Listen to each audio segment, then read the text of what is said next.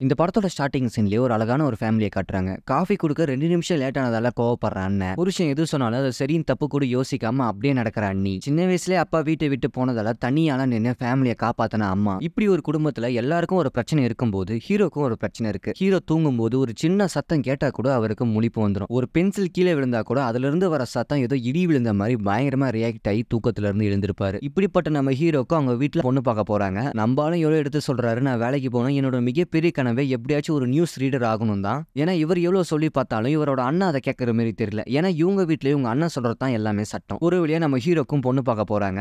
ஆனா அந்த பொண்ணு யாரு அப்படியே கட் பண்ணி நமக்கு நீலகிரியை காட்டுறாங்க. இங்கேயும் ஒரு அழகான ஒரு குடும்பம். தன்னோட ஒய்ஃபுக்கு எது பிடிக்குமோ அதை பார்த்து பார்த்து பண்ற ஒரு ஹஸ்பண்ட். இந்த வீட்டுல இருக்கிற தீபிகா அப்படின்ற பொண்ணை தான் நம்ம ஹீரோ பொண்ணு பார்க்க போறாரு. ஆனா இங்க தான் ஒரு பிரச்சனையே. ஏற்கனவே தீபிகாவை ஏகப்பட்ட பேர் பொண்ணு பார்த்திருப்பாங்க. ஆனா யாருக்குமே செட் ஆகல. அப்படி என்ன காரணம் அப்படின்னு சொல்லி விசாரிச்சாதான் தீபிகி தூக்கத்துல கொரட்டை விடுற பழக்கம் இருக்கு. அதனால பொண்ணு பார்க்க வர எல்லார்கிட்டயும் எனக்கு கொரட்டை விடுற பழக்கம் இருக்கு அப்படின்னு சொல்லி வர மாப்பிள்ளை எல்லாமே எனக்கு இது செட் ஆகாது அப்படின்னு சொல்லி திரும்பி போயிடுவான். பல பேர் வேணான்னு சொன்ன பொண்ணை இப்ப நம்ம ஹீரோ பொண்ணு பார்க்க வராரு. எப்படியாவது இந்த கல்யாணத்தை நிறுத்தணும் அப்படின்னு பிளான் இருக்கிற ஹீரோக்கு மிகப்பெரிய ஒரு ஷாக். ஏன்னா ஹீரோவோட அம்மாவும் பொண்ணோட அம்மாவும் 2 பேருமே சின்ன வயசு கிளாஸ்மேட். இதுக்கப்புறம் என்னதான் நினைச்சாலும் இவங்க கல்யாணத்தை நிறுத்த முடியாது. சரி, கல்யாணத்துக்கு முன்னாடி 2 வார்த்தை பேசலாமே அப்படின்னு 2 பேரும் தனியா பேசுறாங்க. அப்ப 2 பேரும் சந்தோஷமா தான் பேசிட்டு இருக்காங்க. அப்பன்னு பார்த்து அவங்க அம்மா பொண்ணை தனியா கூப்பிட்டு, நீ தூக்கத்துல கொரட்டை விடுவா அப்படின்னு மாப்பிள்ளை கிட்ட சொல்ல தேவையில்ல, இதுக்கு முன்னாடி வந்தவங்க எல்லாருக்கிட்டையும் இப்படி சொல்லி தான் உனக்கு கல்யாணமே நடக்கல, இந்த ஒரு சம்மதமாச்சு முடிட்டோம் அப்படின்னு தனக்கு கொரட்டை விடுற பழக்கம் இருக்கு அப்படின்னு அந்த பொண்ணு சொல்லாமே மறைச்சிடுறாங்க. இதுக்கப்புறம் 2 பேருக்குமே பிடிச்சிருக்கு, கல்யாணமும் பண்ணிக்கிறாங்க. ஃபர்ஸ்ட்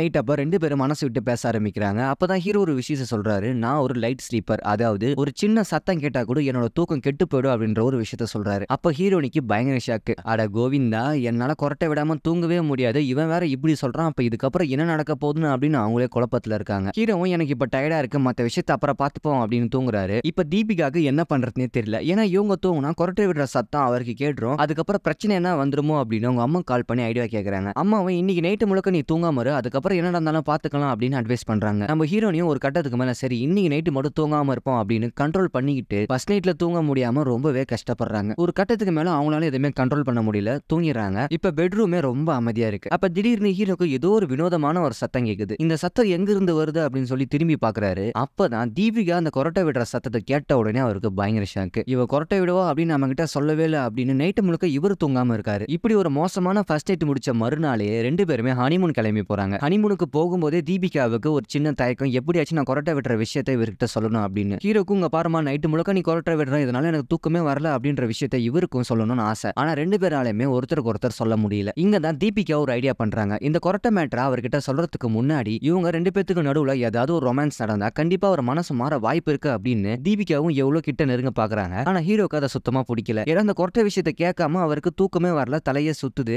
எப்படியாச்சும் நைட் டைம் மட்டும் கொரட்டை விடாதமா அப்படின்னு சொல்லணும்னு இவருக்கு ஆசை. ஆனா அதை அவரால் சொல்ல முடியல. அப்பன்னு பார்த்து ஹீரோ பாத்ரூமோட வலிக்கு விழுந்து மூக்குல அடிபட்டுருது. இதுக்கு மேல என்ன, ஹனிமூன் நாசமா போய் இவங்க 2 பேரும் வீட்டுக்கே திரும்பி வந்துடுறாங்க. ஹனிமூன் கேன்சல் ஆனதால தீபிகாவுக்கு ஒரு சின்ன வருத்தம், இதுக்கப்புறம் நம்ம லேட் பண்ணக்கூடாது, கொரட்டை விஷயத்தை பத்தி பேசணும் அப்படின்னு ஹீரோ கிட்ட எனக்கு இந்த மாதிரி ஒரு பழக்கம் இருக்கு அப்படின்னு சொல்லி அவங்களும் சொல்றாங்க. தீபிகாவும் உன்னை ஏமாத்தி கல்யாணம் பண்ணணும்னு எனக்கு ஆசை இல்ல, நீ ஒரு சின்ன சத்தத்தை கேட்டா கூட உனக்கு தூக்கம் வராதுன்னு எனக்கு சத்தியமா தெரியாது அப்படின்னு அவங்களும் அவங்க தரப்பு நியாயத்தை சொல்லும் போது ஹீரோவும் அதான் எனக்கு எந்த பிரச்சனையும் இல்ல, நான் உன்னை ரொம்ப லவ் பண்றேன், லைஃப் லாங் முழுக்க உன் கூட சந்தோஷமா வாழணும்னு ஆசைப்படுறேன் அப்படின்னு தான் பொண்டாட்டி கொரட்டை விடுற விஷயத்தை ஹீரோ அந்த அளவுக்கு பெருசா எடுத்துக்கல, சாதாரணமா விட்டுறாரு. ஆனாலும் அவருக்கு ஒரு யோசனை, இந்த பிரச்சனையை எப்படியாச்சும் தீக்கணும், அதுக்கப்புறம் தான் நம்மளால நிம்மதியா தூங்க முடியும் அப்படின்னு அவருக்கு தெரிஞ்ச இஎன்டி டாக்டர் கிட்ட இது விஷயமா பேசுறாரு. என்னோட ஒய்ஃபுக்கு மூக்குல சதை வளருது, அதனாலதான் அவ கொரட்டை விடுறா, இது எதனா ஆபரேஷன் பண்ணி தீக்க முடியுமா அப்படின்னு சொல்லி விசாரிச்சாலும் டாக்டரும் எதுவும் முடியாதுன்னுறாரு. அந்த கொரட்டையை நம்மளால நிப்பாட்டவே முடியாது, ஒரு 3 மாசம் கழிச்சு இந்த சத்தமே உங்களுக்கு பழகிடும், ஒரு 3 மாசம் வரைக்கும் கண்ட்ரோலா இருங்க அப்படின்னு டாக்டரும் சொல்லி அட்வைஸ் பண்றாரு. ஹீரோக்கு லைட்டா டென்ஷன் ஏறுது. ஏன்னா அவர் நிம்மதியா தூங்கி 2 நாள் ஆச்சு, இந்த பிரச்சனையை தீக்க வேற வழியே இல்லையா அப்படின்னு 2 பேருமே யோசிக்கிறாங்க. அப்பதான் ஹீரோக்கு ஒரு ஐடியா தோணுது. உடனே தீபிகா கிட்ட, நீ தூங்குனா என்னால தூங்க முடியாது, ஏன்னா நீ கொரட்டை விடுவ, அதே மாதிரி நான் தூங்குனா கூட உன்னால தூங்க முடியாது, சோ இப்ப 2 பேருமே தூங்குறதுல பிரச்சனை இருக்கு, ஒரு ஐடியா பண்ணலாமே, நீ ஒரு 3 மணி நேரம் தூங்கு, அதுக்கப்புறம் நான் ஒரு 3 மணி நேரம் தூங்குவேன், நமக்குள்ளேயே மாத்தி மாத்தி டைம் பிக்ஸ் பண்ணி ரொட்டேஷனல் தூங்குவோமோ அப்படின்னு 2 பேருமே ஒரு பிளான் பண்றாங்க. ஆனா இந்த பிளானை வாழ்க்கை முழுக்க ஃபாலோ பண்ண முடியாது. டாக்டர் என்ன சொல்லியிருக்காரு, ஒரு 100 நாளைக்கு அந்த சத்தத்தை பழகிக்கணும், அதுக்கப்புறம் நம்ம மைண்ட் ஆட்டோமேட்டிக்கா அந்த சத்தம் கேட்டா கூட நம்ம அறியாமலே நம்ம தூங்குவோம் அப்படின்னு டாக்டர் சொல்லியிருக்காரு. ஹீரோக்கு இப்ப அந்த 100 நாளைக்கு அந்த சத்தத்தை பழக்கணும், அதனாலயே இவங்க 2 பேரும் மாத்தி மாத்தி டைம் பிக்ஸ் பண்ணி இவங்களுக்குள்ளே தூங்கிக்கிறாங்க. ஆனா இங்க தான் பிரச்சனையே, தொடர்ந்து 8 மணி நேரம் தூங்கினா மட்டும் தான் நம்மளோட பாடி கண்ட்ரோலா இருக்கும், நமக்கு தூக்கம் வராது. இவங்க 2 பேருமே கேப் விட்டு தூங்குறதால பகல் முழுக்க இவங்க 2 பேத்துக்கு தூக்கமா தான் வருது. ஹீரோவும் ஆபீஸ் போனாலுமே தூங்கிட்டே தான் இருக்காரு, அதே மாதிரி தான் தீபிகாவும் எங்க போனாலும் தூங்கிட்டே இருக்காங்க. இருக்காங்க. தூங்கவே முடியாம 2 பேருமே தவிக்கிறாங்க. இப்படியே பல நாட்கள் ஓடிடுது. அப்பதான் ஹீரோக்கு எப்படியாவது ஒரு மிகப்பெரிய ஒரு நியூஸ் சேனல்ல ஒரு செய்தி வாசிக்கணும் அப்படின்றது அவரோட ஆசை. இப்ப இந்த சமயத்துல அவருக்கு ஒரு இன்டர்வியூ வருது. அந்த இன்டர்வியூவை இவர் கரெக்டா அட்டெண்ட் பண்ணா மட்டும்தான் அந்த வேலை இவருக்கு கிடைக்கும். இது இவரோட கனவும் கூட. ஹீரோ இன்டர்வியூ கிளம்புற அந்த சமயம் பார்த்து தீபிகா இவங்களோட தூக்க பிரச்சனையை தீக்க ஒரு ஐடியா தராங்க. எனக்கு தெரிஞ்ச ஒரு சைக்காட்டிஸ்ட் இருக்காரு, அவர்கிட்ட நீங்க போய் கன்சல்ட் பண்ணீங்கன்னா கண்டிப்பா நான் கொரட்டை விட்டா கூட அதே மாரி உங்களால தூங்க முடியும் அப்படின்னு தீபிகாவும் ஒரு ஐடியா கொடுக்குறாங்க. அப்ப ஹீரோக்கு பயங்கர கோவம் வந்துருது.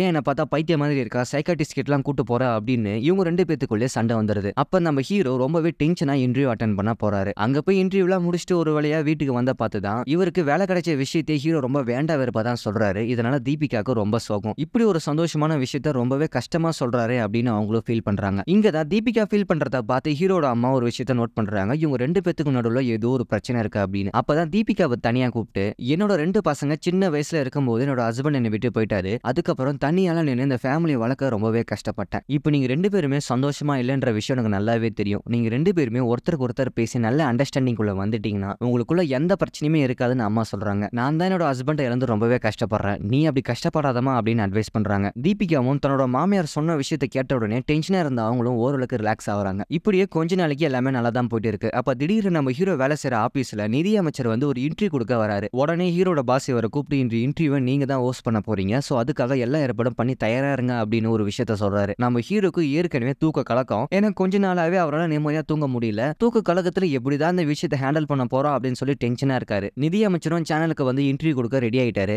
அப்பன்னு பார்த்து ஹீரோவா காணோம். பாஸுக்கு பயங்கர டென்ஷன். அமைச்சர் வேற வெயிட் பண்ணிட்டு இருக்காரு. இந்த பையனை வேற காணோம், இப்ப என்ன பண்றது அப்படின்னு வேற ஒரு பொண்ணு மூலியமா அந்த இன்டர்வியூவை நடத்துறாங்க. சரி, இன்டர்வியூ நல்லபடியா முடிச்சிடறாங்க. ஹீரோ எங்க போனாரு அப்படின்னு சொல்லி பார்த்தா பாத்ரூம்ல அவர் தூங்கிட்டு இருக்காரு. கொஞ்ச நாளாவே அவருக்கு சரியான தூக்கம் இல்ல. ஏன்னா அவரோட ஒய்ஃபோட கொரட்ட சத்தம். இதனாலேயே தனக்கு கிடைச்ச ஒரு மிகப்பெரிய சான்ஸை மிஸ் பண்ணி தன்னோட வேலையும் அவரை இழந்துறாரு. ஒரு மிகப்பெரிய செய்தி வாசிப்பாளராக மாறணும் அப்படின்றத நம்ம ஹீரோவோட கனவே. இப்ப அந்த கனவே இந்த கொரட்டை சத்தத்தால நாசமா போயிடுச்சு. உடனே தீபிகா கிட்ட சண்டை போட்டு நம்ம 2 பேத்துக்கும் செட் ஆகுது, நம்ம 2 பேரும் பிரிஞ்சிடலாம் அப்படின்னு ஹீரோவும் டைவர்ஸுக்கு அப்ளை பண்றாரு. ஆனா ஹீரோ டைவர்ஸுக்கு அப்ளை பண்ண விஷயம் அவங்க ஃபேமிலிக்கு சுத்தமா பிடிக்கல.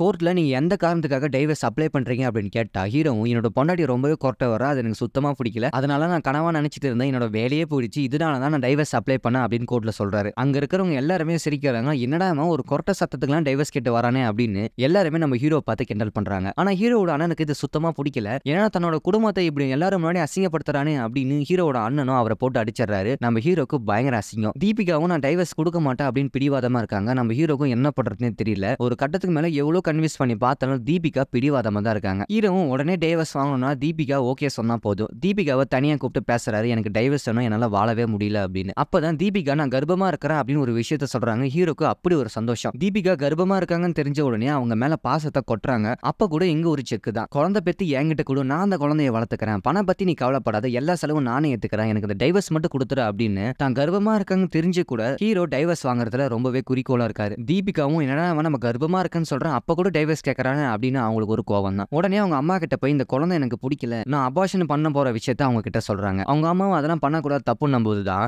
ஏன் நாங்க 2 பேரும் பிரிஞ்சு இருக்கும் போது இந்த குழந்தை அங்க ஒரு 6 மாசம் இங்க ஒரு 6 மாசம் இருக்கணுமா, அதெல்லாம் நரக வேதனை, என்னோட கஷ்டத்தை என் குழந்தைக்கு நான் கொடுக்க மாட்டேன் அப்படின்னு அந்த குழந்தைய அபார்ஷன் பண்றதுக்கான எல்லா ஏற்பாடும் பண்றாங்க. தீபிகாவோட அப்பாவும் இதுக்கு ஃபுல் சப்போர்ட் தான். ஆனா இந்த விஷயம் ஹீரோக்கு தெரிய வருது. ஏன் அப்படி பண்றேன், நான் தான் குழந்தைய பெத்துக்கலாம்னு சொன்னல, இந்த குழந்தைய அபார்ஷன் பண்ணாத அப்படின்னு சொல்லி எவ்வளவு கெஞ்சி பாக்குறாரு. தீபிகாவும் அதெல்லாம் முடியாது, ஏன் விருப்பம், நான் என்ன வேணா பண்ணுவேன், உனக்கு தேவை அப்படின்றப்போ நீ டைவர்ஸ் அப்ளை பண்ணல, இது எனக்கு தேவை அப்படின்னு அவங்களும் ஹீரோ எவ்வளவு எடுத்து சொன்னா கூட அவங்க கேட்கற மாதிரியே இல்ல, அந்த குழந்தைய அபார்ஷனும் பண்ணிடுறாங்க. இதுக்கப்புறம் பல மாசங்கள் ஹீரோட லைஃபும் தீபிகாவோட லைஃபும் தனிமையிலே போயிட்டு இருக்கு. தான் பிள்ளையும் என்ன மாதிரி பிரிஞ்சு ஒரு வாழ்க்கையை வாழ்றாங்களே அப்படின்னு ஹீரோட அம்மாவுக்கு சின்ன ஒரு வருத்தம். அதனாலே மனசு தாங்காம அவங்களுக்கு ஹார்ட் அட்டாக் வருது. உடனே ஹாஸ்பிட்டல் அட்மிட் பண்ணி அவங்களுக்கு சர்ஜரிங் பண்றாங்க. அத்தைக்கு இப்படி ஆன தெரிஞ்ச உடனே தீபிகாவும் வந்து பாக்குறாங்க. அப்பதான் அத்தையை விட்டுட்டு போன ஹஸ்பண்ட் இவங்களுக்கு ஒரு லெட்டர் எழுதிருக்கிற விஷயம் தீபிகாக்கு தெரிய வருது. அத்தையை குணமாகணும்னா ஒரே வழிதான், அவங்களோட ஹஸ்பண்டை இவங்க கண் முன்னாடி வந்து நிறுத்தணும் அப்படின்னு அவங்களும் ஒரு பிளான் பண்றாங்க. இது விஷயமா ஹீரோ கிட்ட எடுத்து சொல்லி கன்வின்ஸ் பண்ணி ஒரு வழியா ஹீரோவும் தீபிகாவும் 2 பேருமே அந்த லெட்டர் எங்க இருந்து வந்துச்சோ அந்த அட்ரஸை தேடிக்கிட்டு அவங்க 2 பேருமே கிளம்பி போறாங்க. அங்க போன உடனே ஹீரோவோட அப்பா பத்தி விசாரிக்கும் போதுதான் அவரும் கிடைச்சிடறாரு.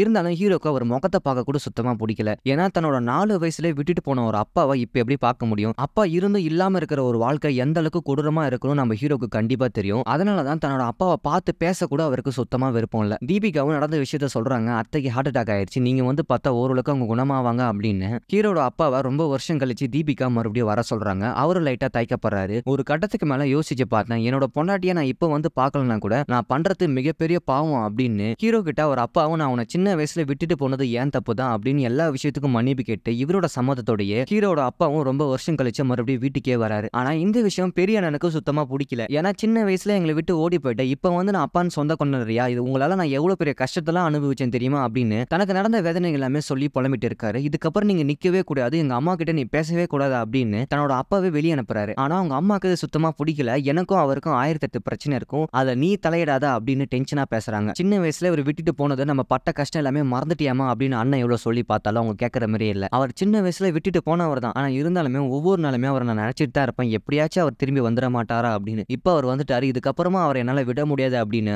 அவங்க அம்மாவும் இவர் இங்க தான் இருப்பாரு அப்படின்னு சொல்லி ஒரே முடிவா இருக்காரு. ஒரு கட்டத்துக்கு மேல ஹீரோட அண்ணனால எதுவுமே பண்ண முடியல. ஏன்னா அவர் ஒய்ஃபே அவர் நல்லா பாத்துக்கிறது கிடையாது. ஏன்னா அவங்க வீட்டுல அவங்க ஒய்ஃப் ஒரு வேலைக்காரியா தான் இருக்காங்க. அவங்க அம்மா சொல்லும் போது அவரால் ஏத்துக்கவே முடியல. ஒரு கட்டத்துக்கு மேல அவரும் யோசிச்சு பாக்குறாரு, சரி நமக்குன்னு ஒரு அப்பா தேவையே அப்படின்னு நடந்த விஷயத்த எல்லாமே மறந்து அவரும் தன்னோட அப்பாவை மன்னிச்சு இவங்க எல்லாருமே மறுபடியும் ஒண்ணு சேர்ந்துறாங்க. ஆனா ஹீரோவும் தீபிகாவும் ஒண்ணு சேரல. ஏன்னா தீபிகாவோட கொரட்டா சத்தம் அவரால் தாங்கவே முடியல. அவரும் டைவர்ஸ்க்கு அப்ளை பண்ணிருப்பாரு. கடைசியா ஃபைனல் இயரிங்கும் வருது. இன்னைக்கு தெரியும் உங்களுக்கு டைவர்ஸ் கிடைக்குமா கிடைக்காதா அப்படின்னு. நம்ம ஹீரோவும் எவ்வளவு யோசிச்சு பாக்குறாரு. கல்யாணம் ஆன பிறகு ஒரு பொண்டாட்டி பிரிஞ்சு இருக்கிறது எவ்வளவு பெரிய கொடுமையான விஷயம் அப்படின்னு தன்னோட அப்பாக்கு நடந்த விஷயத்த எல்லாமே நம்ம ஹீரோவும் யோசிச்சு பாக்குறாரு. தான் பண்றது சரியா தப்பா அப்படின்னு அவருக்கே சுத்தமா புரியல. நிதானமா யோசிக்கிறாரு. அப்பதான் என்ன நடந்தாலும் சரி நான் உன் கூட கண்டிப்பா இருப்பேன் அப்படின்னு தீபிகா கிட்ட வாக்கு கொடுக்குறாரு. கடைசியில நீ எவ்வளவு சத்தமா வேணா கொரட்டை விட, கண்டிப்பா நான் தாங்கிப்பேன், ஆனா நீ இல்லாம என்னால தாங்க முடியாது அப்படின்னு தீபிகா கிட்ட தன்னோட லவ் ப்ரப்போஸ் பண்ணி கடைசியில இவங்க ரெண்டு பேருமே ஒண்ணு சேர்ந்துறாங்க. கல்யாணம் ஆனா அவங்க பிரிஞ்சிருந்தா எப்படி வலிக்கும் அப்படின்னு தன்னோட அம்மாவையும் அப்பாவையும் பார்த்து தான் ஹீரோ திருந்தினாரு. இதுக்கப்புறமா இவங்க ரெண்டு பேருமே சந்தோஷமான ஒரு லைஃபா வாழ்றாங்க. இப்படியே கொஞ்சம் வருஷம் கழிச்சு ஹீரோக்கும் ஒரு அழகான ஒரு குழந்தை பிறக்குது. அந்த குழந்தைக்கும் தீபிகா மாதிரியே, அதாவது அவங்க அம்மா மாதிரியே கொரட்டை விடுற பழக்கம் இருக்கு. ஹீரோவும் அது சரி இன்னொரு ஒரு கொரட்டை சத்தம் வேற நம்ம வீட்டுல கேட்க போதா அப்படின்னு அவரும் சந்தோஷத்துல இருக்காரு. இதோட இந்த படத்தோட கதையை முடிக்கிறாங்க. இந்த படத்தோட ஸ்டோரி என்னதான் சாதாரணமா இருந்தாலுமே கண்டிப்பா ஒரு ஃபேமிலி என்டர்டைன்மெண்ட் படம் தான் இது. இதுக்கு முன்னாடி தமிழ் சினிமால குட் நைட் படமும் இதே கான்செப்ட்ல தான் எடுத்தாங்க. இருந்தாலும் அதுக்கு இதுக்கும் ஏகப்பட்ட வித்தியாசம் இருக்கு. கண்டிப்பா ஒரு ஃபீல் குட் மூவி பார்க்கணும்னு நினைச்சீங்கன்னா இந்த மூவியை கண்டிப்பா பார்க்கலாம். டியர் படத்தோட ஸ்டோரி எக்ஸ்பிளைன் நான் சொன்ன விதம் உங்களுக்கு பிடிச்சிருந்தா மறக்காம சேனல் நீங்க சப்ஸ்கிரைப் பண்ணிடுங்க.